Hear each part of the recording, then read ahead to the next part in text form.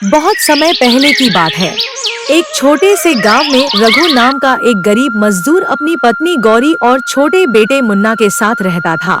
रघु रोज खेतों में मजदूरी करता था। जैसे तैसे 2 वक्त की रोटी का इंतजाम हो पाता था। फटे पुराने कपड़े, टूटी झोपड़ी और सूखी रोटियों के बीच भी रघु का परिवार ईमानदारी और संतोष से जीता था। एक दिन गौरी ने रघु से कहा, सुनिए, अगले हफ्ते दिवाली है। गांव के सारे घरों में साफ सफाई हो रही है। बच्चे नए कपड़े पहनेंगे, मिठाई खरीदेंगे। हमारा मुन्ना भी कुछ उम्मीद रखता होगा। रघु ने गहरी सांस ली। उसकी आंखों में उदासी उतर आई। मेरे पास इतना पैसा नहीं है कि मिठाई खरीदूं या दिए खरीदूं। काम भी 2 दिन से नहीं मिला है। गौरी चुप हो गई, लेकिन उनके बेटे मुन्ना को समझ नहीं आता था कि उसके घर में त्योहार क्यों नहीं आता है। मुन्ना रोज अपने दोस्तों को देखता, कोई पटाखे लाता, कोई नए कपड़े पहनता, कोई मिठाई बांटता। वह घर आकर माँ से मासूमियत से पूछता, हम भी दिए जलाएंगे ना?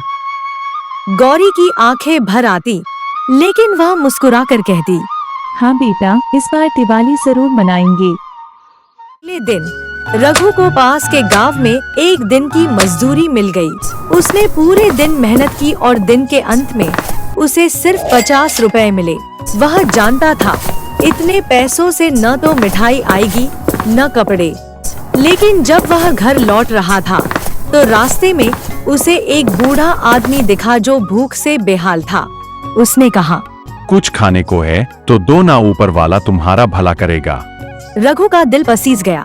उसने अपनी कमाई में से 20 रुपए निकालकर बूढ़े को खाने के लिए दे दिए। घर पहुंचा तो गौरी ने पूछा, क्या कुछ भी मिला काम? रघु ने मुस्कुरा कर कहा, एक गांव में काम मिला था, लेकिन बस 50 दिए थे, लेकिन किसी की भूख मिटा दी। शायद यही हमारी लक्ष्मी माता को बुला ले। दिवाली की रात आई। पूरे गांव में रोशनी थी, लेकिन रघु का घर अंधेरे में था। मुन्ना उदास होकर बैठा था।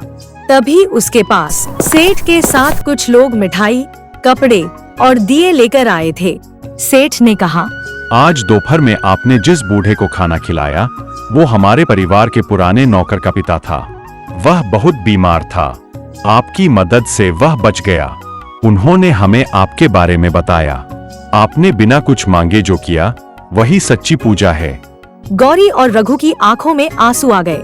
मुन्ना खुशी से उछल पड़ा और माँ से बोला, माँ देखो, हमारी दिवाली आ गई। सच्ची दिवाली दियों से नहीं, दिलों से रोशन होती है। ईमानदारी, दया और दूसरों की मदद ही असली लक्ष्मी का स्वागत करती है। जब हम दूसरों की मदद करते हैं तो त्योहार अपने आप हमारे जीवन में आ जाते हैं।